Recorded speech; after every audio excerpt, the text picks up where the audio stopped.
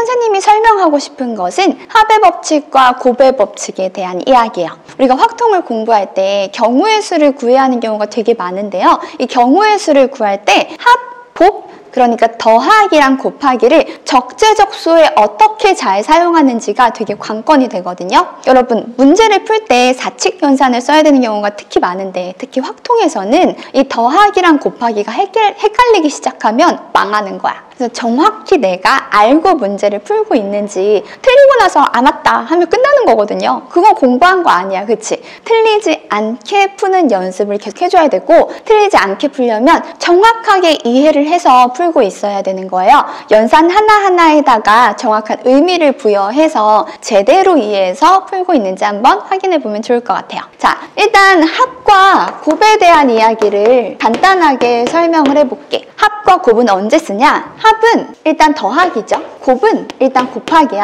합은 또는일 때 써요. 곱은 그리고일 때 써요. 선생님은 항상 친구들한테 또는 인지 그리고 인지를 판단하고 연산을 쓰라고 이야기하거든. 너희들이 틀리는 이유를 보면 보통 몰라서 틀리기보다는 대충 생각해서 곱하기를 써야 되는데 그냥 더하기를 쓴다거나, 더하기를 써야 되는데 아무 생각 없이 그냥 곱하기를 쓴다거나 할 때 보통 틀리는 거예요. 그래서 항상 연산을 쓸 때는 그 연산에 대한 근거가 있어야 돼. 자, 더하기는 또는일 때 쓰는 거야. 곱하기는 그리고일 때 쓰는 거야. 또는이랑 그리고의 차이를 우리가 언제도 한번 배웠냐면 집합에서도 배웠거든요. 집합에서 또는에 해당하는 게 뭐냐면 집합 A랑 집합 B에서 A 또는 B라고 하면 요 경우지. 뭐냐면 A 합집 B. 이때도 또는이라는 이야기를 많이 하고 합집합이라고 했죠. 합에 대한 이야기라는 거예요. 수학에서 또는은 합과 같은 의미를 가집니다. 그 다음에 곱셈은요. A랑 B가 있을 때 A 그리고 B라고 하면 A 교집합 B에 해당하는 거예요. 그쵸? 그래서 이 부분이 되는 거지. A도 그리고 B도 동시에 하는 것을 의미하는 거예요. 합은 또는 곱은 그리고라는 거 다시 한번 머릿속에 상기시키고 이제 문제로 넘어가서 문제에다 한번 생각을 녹여보도록 할게요. 자, 1번 문제야. 중국집에 짜장면이 2가지, 짬뽕이 3가지가 있어요. 예를 들어서 짜장으로 뭐가 있을까? 그냥 짜장이 있고 그 다음에 뭐 유니 짜장이 있어요.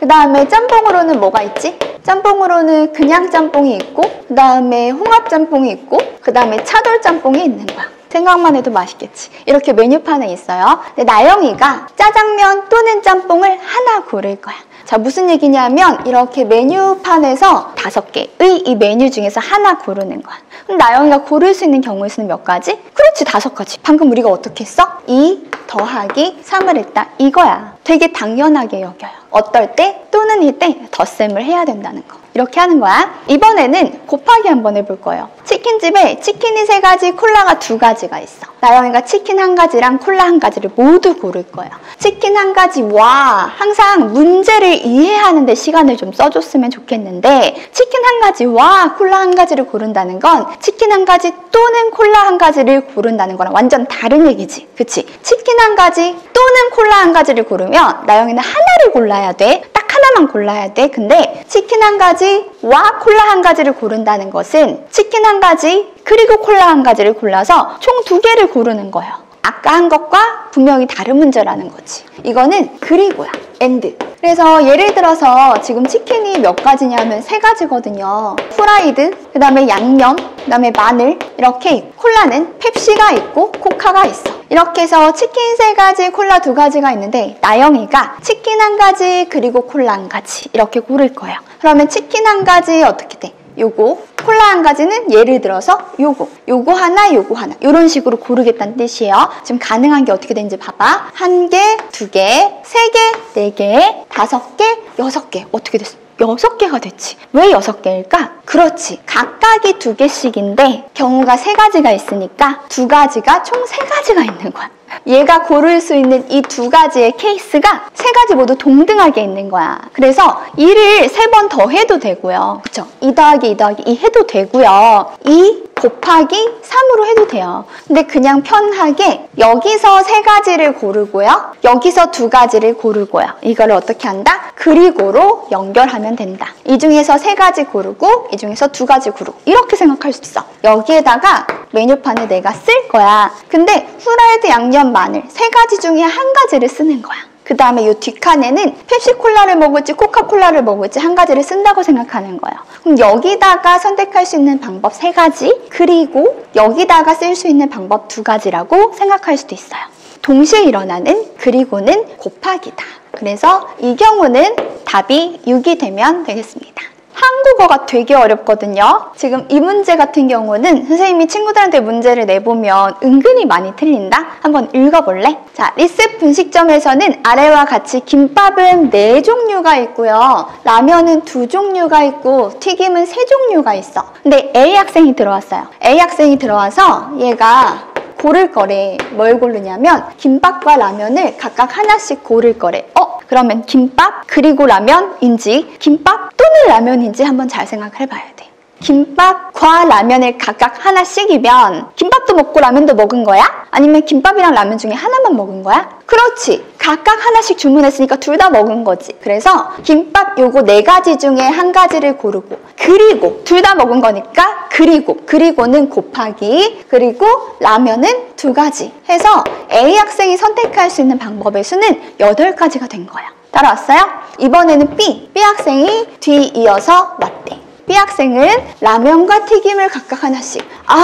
라면도 하나 그리고 튀김도 하나 둘 다 먹었다는 뜻이구나. 그리고라고 대놓고 되어 있지 않지만 내가 알아서 생각하는 거구나. 오케이, 이해됐어. 라면 2가지 그리고 튀김 3가지 둘 다니까 그리고 해서 요거 6가지예요. A 학생 8가지, B 학생 6가지인 건 구했어. 문제 끝까지 읽어볼까요? 이런 경우의 수? 그러면 A 학생 8가지, B 학생 6가지라고 대답해야 될까? A 학생 도 고르고 B 학생 도 고르는 거죠. 지금 A 학생만 오거나 B 학생만 오는 게 아니고요. 여기 A 학생 도 오고 B 학생 도 오는 거거든? 그래서 A 학생이 고를 수 있는 방법, B 학생이 고를 수 있는 방법 8가지와 6가지를 곱셈으로 연결해야 돼. 그리고니까.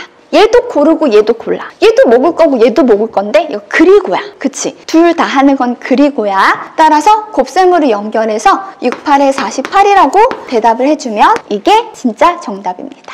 먹는 게 좋긴 한데 시험에 먹는 것만 나오진 않거든요. 그래서 이번에 수능에 나온 먹는 게 아닌 것도 한번 가지고 와봤어요. 집합 문제. 집합 문제를 푸는 팁이 또 있거든. 집합에서 무엇을 구하라고 하냐면 어떤 부분집합을 구하라고 해요. 집합에서 부분집합을 구하라고 할 때 선생님이 주고 싶은 팁은 누구의 입장? 그렇지. 대답한 친구 있나? 선생님 반 친구들은 이거 이제 대답 엄청 잘하거든요. 여러분도 한번 외워보세요. 집합에서 부분집합의 개수를 구하는 방법은 전체 집합에 있는 원소의 입장이에요. 원소 하나하나의 입장을 생각해주면 돼. 확통을 잘하는 방법 중에 내가 좋아하는 방법은 감정이입하는 거거든요. 약간 쟤네 입장이 실제로 되는 거야. 그러면 안 틀리고 잘 풀 수 있어. 뭔가 미처 생각하지 못해서 틀리는 일이 좀 적거든요. 한번 같이 생각을 해보자. 전체 집합이 있어. 전체 집합에는 1, 2, 3, 4, 5, 6 해서 6개의 원소가 있어요. 이 전체 집합 안에 뭘 넣냐 하면 부분집합 A랑 B를 넣어. 근데 얘들아, A랑 B가 무슨 관계지? 그렇고 그런 관계는 아니고 A랑 B가 있는데 이렇게 살짝 걸칠 수도 있고요. 그 다음에 이렇게 아예 안 만날 수도 있겠죠? 그리고 누구 안에 누가 들어갈 수도 있거든? 근데 내가 지금 이렇게 굳이 그렸어. 그럼 나는 A랑 B가 겹친다는 걸 알아서 이렇게 그린 걸까? 아니에요. 지금 요거는 이런 경우를 한 번에 다 얘기할 수 있는 경우를 만든 거야. 자, 무슨 얘기냐 하면 여기에다가 이제 원소를 집어넣을 건데 원소가 들어갈 수 있는 경우를 싹 다 최대한 만들어주는 거야. A에만 있을 수도 있고요. B에만 있을 수도 있고요. 그리고 A랑 B에 동시에 들어갈 수도 있고 아무 데도 안 들어갈 수도 있잖아. 근데 이거 말고는 없지. 잘 생각해봐. 다른 거 있어? 없지. 저 집합에 있는 원소가 여기 말고 들어갈 수 있는 곳은 없거든요. 들어갈 수 있는 곳을 다 주는 거야. 근데 이렇게 그리면 뭐가 없지? B에만 들어가는 게 없잖아요. 그쵸? 이런 경우가 없는 거거든요. 그래서 여기에 아무것도 안 들어가게 되면 자동으로 이런 케이스가 되는 거고요. 만약에 여기에 아무것도 안 들어가게 되면 그때는 자동으로 B 안에 A가 들어간다는 이야기예요. 만약에 저 1, 2, 3, 4, 5, 6을 여기에 하나도 안 넣었어? 그러면 그때는 A랑 B가 서로소. 서로소라는 단어가 나왔는데 집합에서 서로소라는 단어의 뜻도 알아야 돼. 왜냐하면 문제를 풀 때는 항상 정의를 알아야 풀 수 있거든요. 자, 여기서 이렇게 공부하는 친구들이 있어요. 아, 서로소? 아, 이거겠지? 요 정도? 그러면 확률 싸움 하는 거잖아요. 만약에 내가 공부하는 학생인데 저 서로소라는 단어 때문에 약간 심장이 쿵했어. 그래서 이 문제 푸는데 자신감이 살짝 없었어. 그러면 공부할 때 동그라미 쳐놓고 그거 정의 노트에다가 적는다.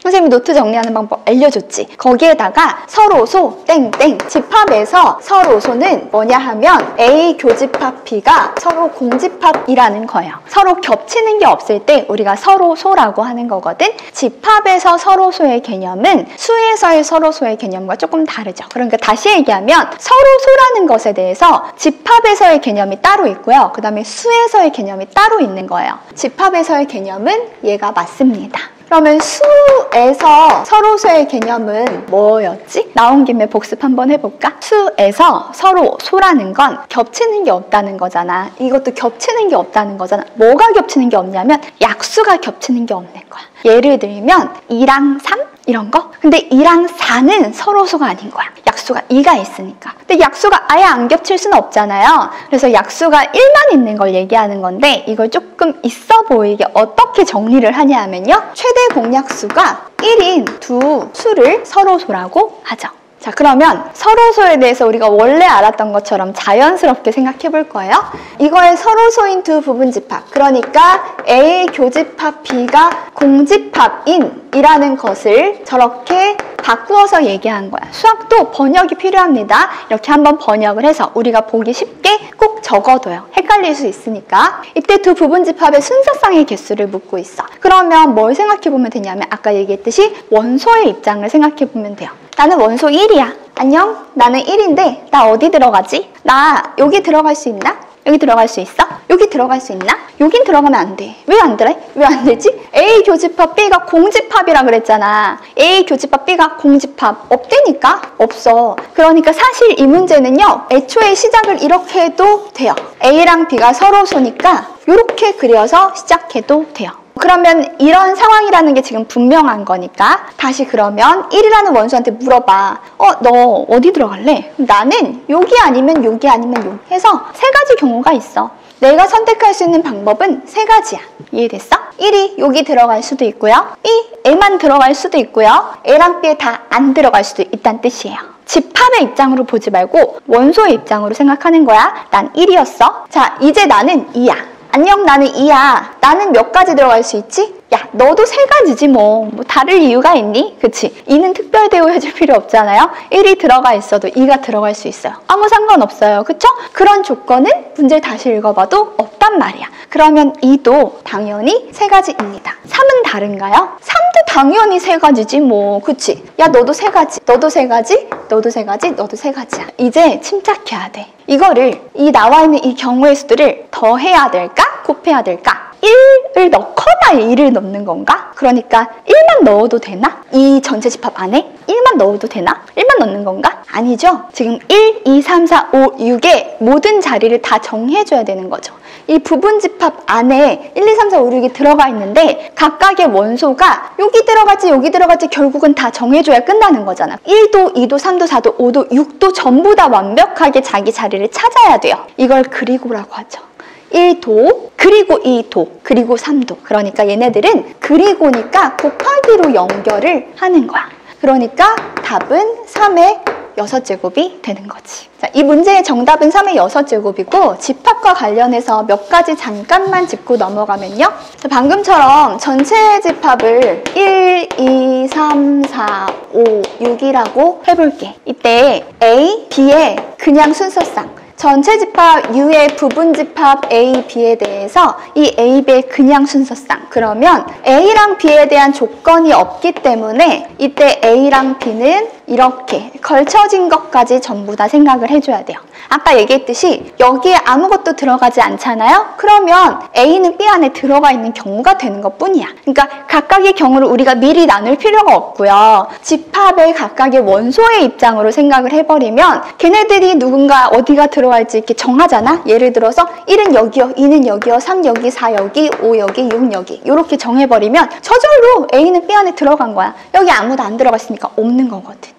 무슨 말인지 알겠어? 요 영역이 있다고 해서 공집합이 아닌 건 아니라는 거지. 지금 우리가 푸는 이 상황에서요. 그냥 우리는 경우의 수를 만들어주는 것뿐이야. 자, 이렇게 해놓고 이제 생각을 해보면 1의 입장, 원소의 입장에서 봤을 때 1이 가능한 건 한 가지, 두 가지, 세 가지, 네 가지. 아무 조건이 없어. 지금 별 조건이 없지. 그냥 내가 이 부분집합 A의 순서상을 물었으니까 이때 1이 가능한 건 네 가지예요. 2가 가능한 건 역시나 네 가지예요. 3이 가능한 건 역시나 네 가지예요. 4도, 5도, 6도 전부 다 네 가지씩이 있겠죠. 그리고 자, 1도 여기 들어가야 되고 2도, 3도, 4도 전부 다 그리고지 1, 2, 3, 4, 5, 6 전부 다 여기 들어가야 되는 거니까 곱하기로 연결을 해줘서 이 경우의 수는 4의 6제곱이 맞습니다. 자, 이번에는 이런 거 한번 해볼까? 이번에는요, 전체 집합이 있는데 전체 집합 똑같아. 쟤랑 똑같은데 이번에 내가 주고 싶은 문제는 그냥 부분 집합 A, B가 아니고요. 두 번째, 조건이 하나 추가됐어. A 안에 B가 꼭 들어갔으면 좋겠어. 그러면 어떻게 해주면 되냐면 전체를 기준으로 A를 먼저 그리고 그 안에다가 B가 들어가게 해주면 되지. 무조건 이런 상황이라고 하니까 이렇게 그려놓고 이제 다시 집합에 있는 원소의 입장으로 생각해주는 거야. 1이 가능한 거 한 가지, 두 가지, 세 가지. 어떻게 되는 거야? A, B 동시에 있거나 A에만 있거나 B는 안 들어간 거죠? 그 다음에 어디에도 안 들어가 있거나 이렇게 되는 거잖아. 그렇지? 1이 가능한 거 세 가지, 2도 세 가지, 3도 세 가지 전부 다 세 가지 해서 3의 6제곱이 정답이 되는 거예요. 어떻게 하는지 알겠어요? 그래서 집합에서 부분 집합의 개수가 나오면 누구의 입장? 원소의 입장.